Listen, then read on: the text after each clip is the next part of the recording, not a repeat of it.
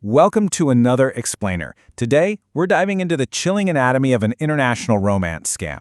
We're going to unpack a highly calculated relationship trap that, quite honestly, might make you question the very nature of trust in the digital age.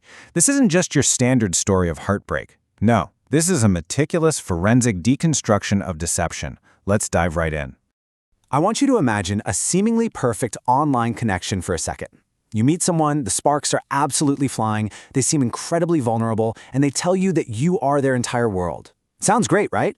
Now imagine that this entire relationship is nothing more than a carefully engineered illusion, a performance designed with one singular goal in mind: securing a US visa.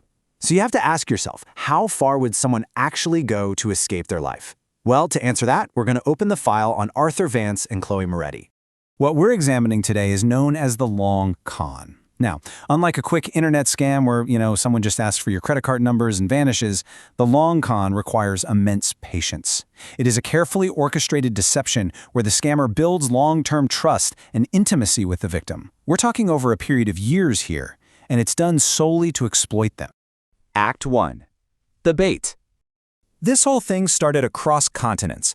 Arthur Vance, living in America, was drawn in by Chloe Moretti over in Switzerland. She presented herself as a young woman who was desperate, vulnerable, and just completely enamored with him. To secure Arthur's commitment to sponsor her move to the US, Chloe utilized a devastating psychological tactic called future faking. Basically, this is the practice of relying on idealized fantasies to substitute for reality, just to secure a desired outcome. She wasn't just promising a relationship, guys. She was painting this picture of an idyllic, flawlessly devoted future together. Just look at her exact words. Chloe literally promised Arthur, "I will help you shovel the snow, give all the money I earned to you. You are the best man I have ever known." She completely weaponized this intense emotional dependency and made extreme promises of domestic devotion.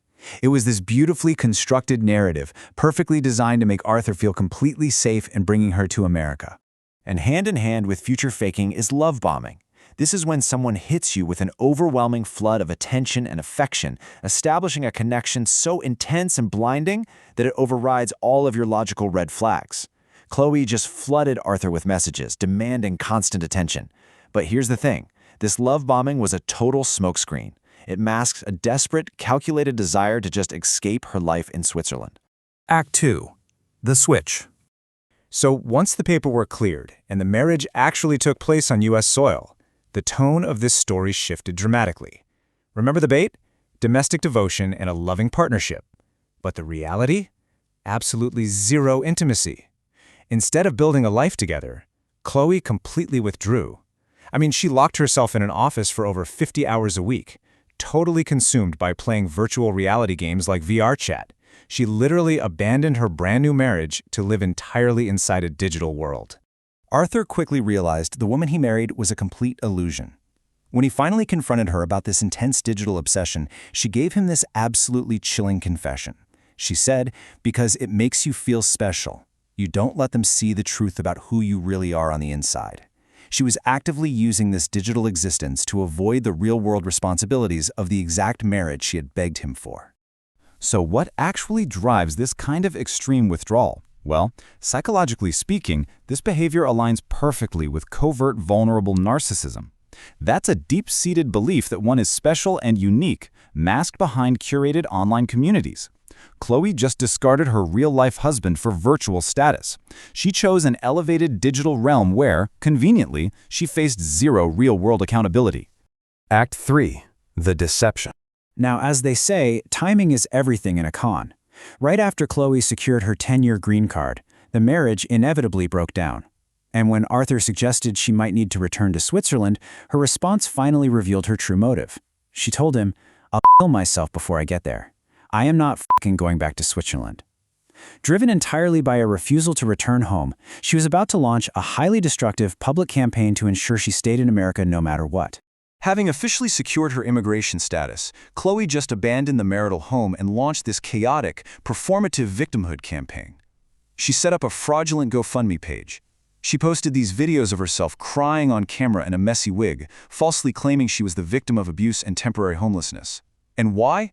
Just to extract financial donations from absolute strangers online. It was a complete fabrication designed purely for profit and sympathy. But right here is where the entire con unravels. In her rush to play the victim, Chloe made a massive mistake. She uploaded an unedited storytime video where she accidentally exposed her own lie. In that deleted footage, she confesses, I have everything I want here. Everything I want and need here. She openly admitted on camera that she had her professional microphone, her VR equipment, her pet, and a safe roof over her head. She wasn't homeless at all. It was 100% a performance. Act 4. The exposure. Now, Arthur wasn't just going to sit back and let his life be destroyed by fabricated allegations. He mounted a meticulous counterattack. Let's actually look at this timeline, because it's wild. September 18th, she creates the tearful GoFundMe campaign. 4 days later, September 22nd, she accidentally uploads the video admitting she has everything she needs. By October 5th, Arthur officially, in writing, offers her a safe place to stay, completely debunking the whole homelessness claim. And by November, she is caught reactively deleting her damning videos to hide the evidence. And to just completely destroy her fabricated claims of being thrown out on the street, Arthur brought the receipts. He produced the archived communications where he told her clearly, if we get divorced, you can live here until other arrangements are made.